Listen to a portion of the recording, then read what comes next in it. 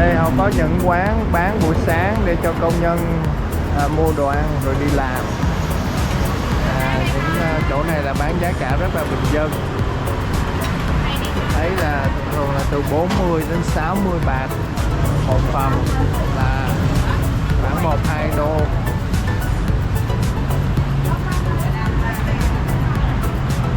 Đây là 6 giờ rưỡi sáng ở Thái Lan.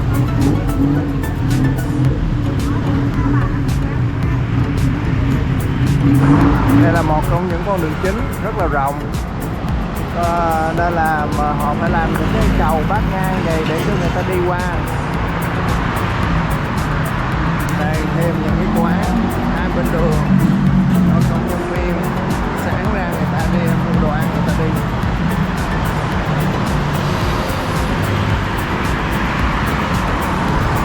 Đây là cái công viên ở gần chỗ ông bà ở, cách khoảng 15 phút đi bộ.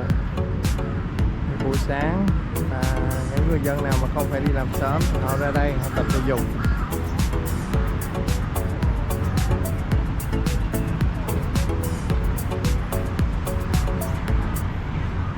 Giờ là khoảng chừng 6 giờ 45 sáng giờ Bangkok. Đây là những nhóm tập dưỡng sinh, chắc khoảng vài năm nữa là ông bà cũng gia nhập mấy nhóm này. Hai em có nhiều nhóm khác nhau, có nhóm thì chỉ dùng tay không, có nhóm thì dùng cây, có nhóm thì dùng kiếm. Đây cũng có nhiều chỗ rộng cho người ta tập. Thành phố nào bận rộn nên có những cái công viên như vậy cũng tốt cho dân. Cái tốt nhất là có một cái nhóm cây xanh được giữ lại ở giữa thành phố để nó tạo ra oxy cho không khí nó được trong lành hơn. Những thành phố nào mà cứ ham xây dựng quá, cắt mất cây là sẽ không có được cái quyền lợi này. Ở ngoài cổng công viên này thì có những hàng bán đồ ăn lặt vặt, bán trái cây, bán rau quả.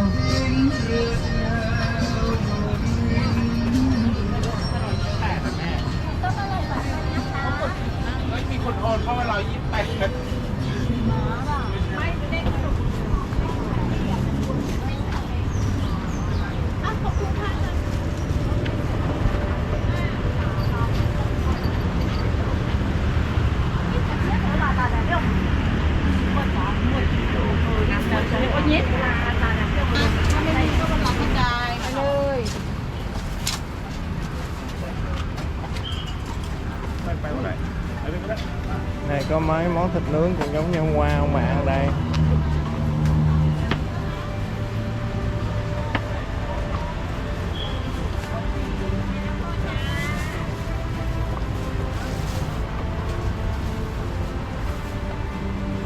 Xã hội của em kìa.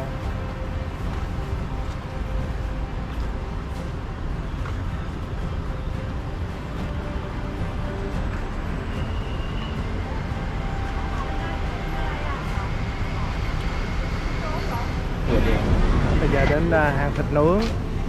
Bà đang lựa coi cái thịt nào bà thấy thích, thử một xong. Còn cái này và this. Oh, this is pork. This is chicken. This is pork. Okay. How much is this one? 15. Okay. Sausage. Oh, sausage pork. And this one? 5 baht. Chicken. Okay. We'll take one and one. Đó, ông mua 2 cây gà, 1 cây heo là 25 bạt, là khoảng chừng 80 cent. Đó, bà lấy thêm cái nữa, 1 cây gà nữa là 30, là bán đầu.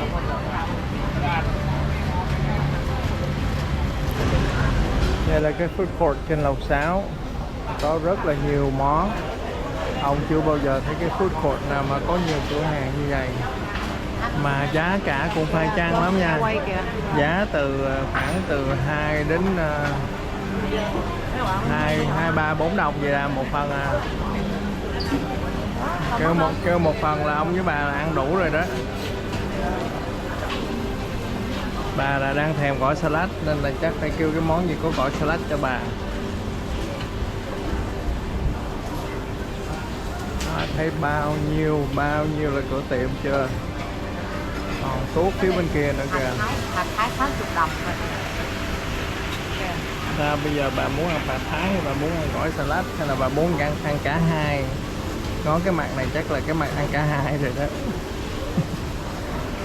Đâu có phải gỏi salad đâu. Ở Bangkok cũng có tiệm sushi roll. Ăn sushi roll ở bên Nhật rất là thích nên là muốn qua đây thử coi chất lượng với giá cả của như thế nào. Thì cái hệ thống đặt của nó hơi khác chút, thay vì cái màn ảnh lớn thì có màn ảnh nhỏ thôi.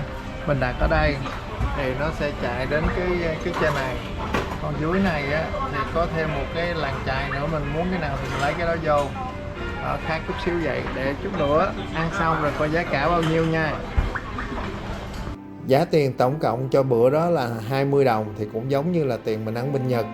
Thì bữa đó mình có ăn nhiều hơn bên Nhật thiệt, nên là giá ở Thái thì có rẻ hơn. Nhưng không ngon. Chất lượng thì thua xa. Nên là đến Thái Lan được có ăn sushi để dành tiền qua Nhật ăn. Ok, vậy giờ đi ăn đâu đây? Nên là muốn ăn mà rẻ đó, mà ngon á, là nên quay lại cái lầu 6 của MBK Building hồi nãy đó. Thì chỗ này là cách cái Airbnb của ông bà ở hơn 4 cây số. Thì đón xe Honda chạy khoảng chừng 1 đến 2 đô la tùy theo thời điểm trong ngày. Xong rồi mình đến đây mình có rất là nhiều món ăn. Đây là thí dụ cái món này là cái món cơm chiên cua mà cua tươi nha. Ngon á, với có chén canh nữa. Họ cho thêm chén canh gà nữa, là chỉ có 90 baht thôi, là chưa tới 3 đô la của Mỹ. Là ông bà có thể chia nhau cái dĩa này, mặc dù không no nhưng mà có là hết đói. Muốn no nữa thì dứt thêm một dĩa nữa. Cái dĩa này có 70 baht thôi. Cái này là cái gì em? Cơm mà có 3 phần mình được quyền chọn món đó. Ăn no đấy, ngon. Đó, nếu mà ăn 2 dĩa này là ngon rồi, là no rồi, là cộng lại là 160 baht, là có 5 đô la của Mỹ, là hai vợ chồng ăn được một bữa. Ở đó thì có rất là nhiều, có rất là nhiều cửa hàng bánh ngọt. Thì ông là đương nhiên là thích ăn vặt rồi, nên là chỗ này là giống như là thiên đường ăn vặt vậy đó. Những cái món bánh này là từ 32 đến 35 baht, là có từ 1 đô cho đến 1 đô 10 cent thôi. Nên là ông tha hồ mà ông thử. Thì đương nhiên là mỗi ngày thử 1-2 cái thôi chứ đâu có dám ăn nhiều. Thì đến Thái Lan như vậy đó, mình mới thấy là nó rất là xứng đáng là cái chỗ mà tại sao mà có rất nhiều người dân quốc tịch Mỹ về Thái Lan sống bằng cái tiền an sinh xã hội của họ thôi. Bởi vì đồ ăn thì ngon mà rẻ, nhà cũng rẻ, phương tiện giao thông cũng rất là tiện lợi, đủ thứ loại xe hết á, và nó dễ dàng. Mình muốn đem tiền vô nhiều đem, mình đem ra nhiều đem, sao cũng được hết á.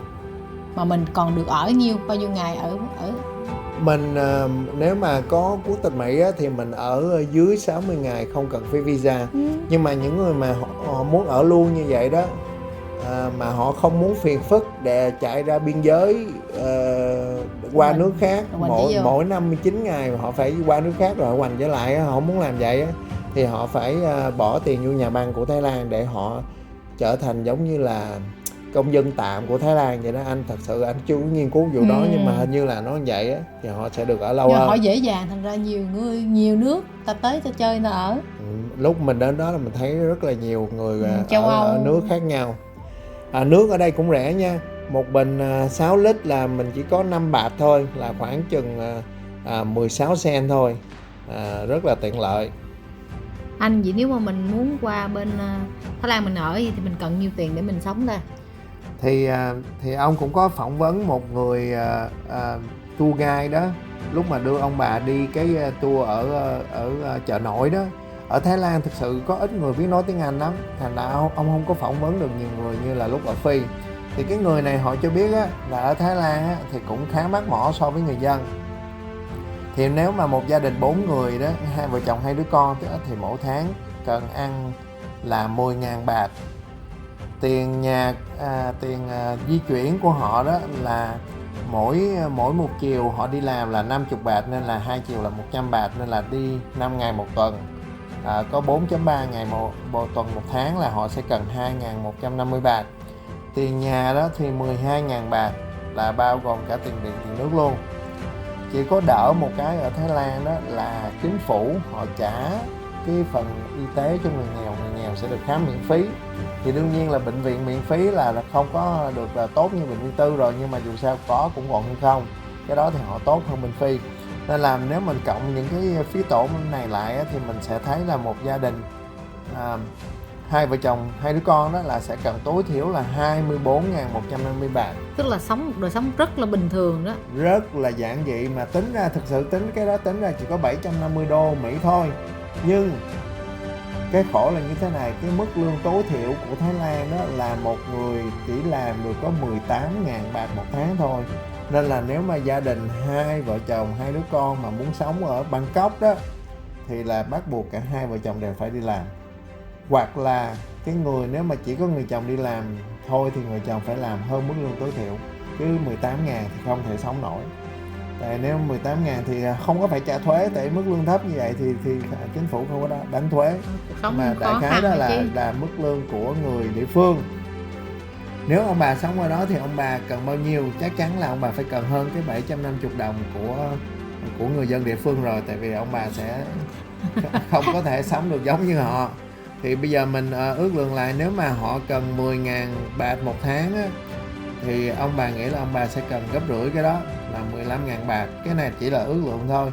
Tại thực sự ở Thái Lan thì ông bà đã coi qua giá cả thì thấy là rõ nó có rẻ hơn bên Phi, mà mình cũng có thể nấu nướng được, mà có nhiều món rau nữa, nên là ở đây cũng rất là tiện lợi. Tiền di chuyển đó thì ông bà ước lượng là ông bà sẽ cần gấp đôi của họ.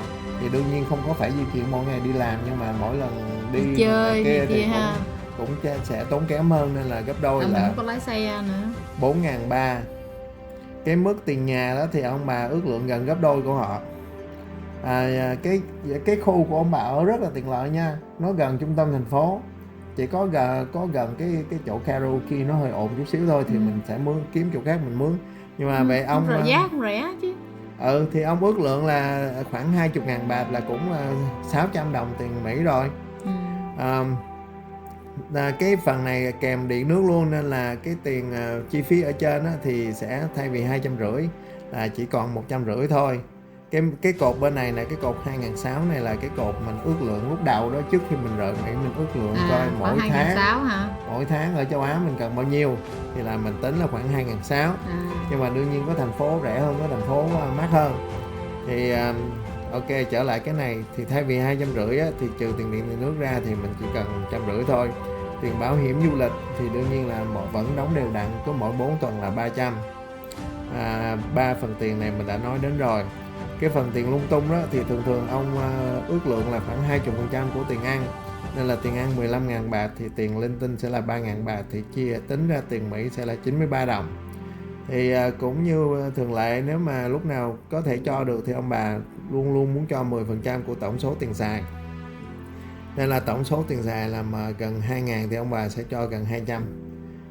Nên là nếu mà ông với bà sống ở Thái Lan mà sống cũng hơi thoải mái đó, không đến nỗi chật vật lắm đó, thì sẽ cần khoảng gần 2.000. Thì nếu mà khi mà ông với bà có thể lấy được tiền an sinh xã hội thì cái mức này là ông bà đủ sống rồi. Chỉ sợ đến lúc đó là mất hết tiền an sinh xã hội để lấy rồi thôi. Nhưng mà để đến đó tính nha, còn 7 năm nữa để đến đó tính.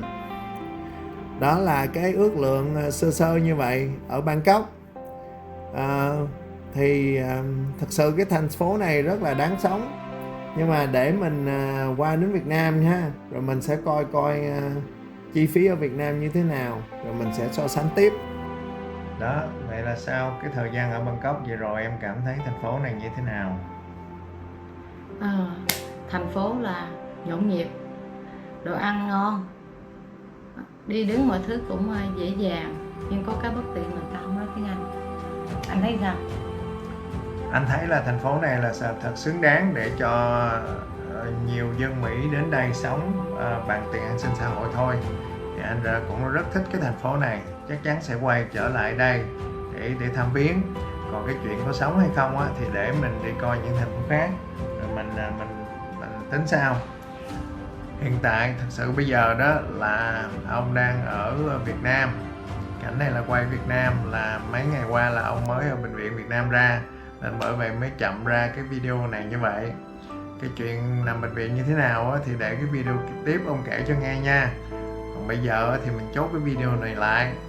Vậy đến đây là ngưng video của Bangkok. Vậy thì sẽ hẹn gặp lại các cháu trong cái video kế tiếp. Rồi vậy thôi nha, bye bye.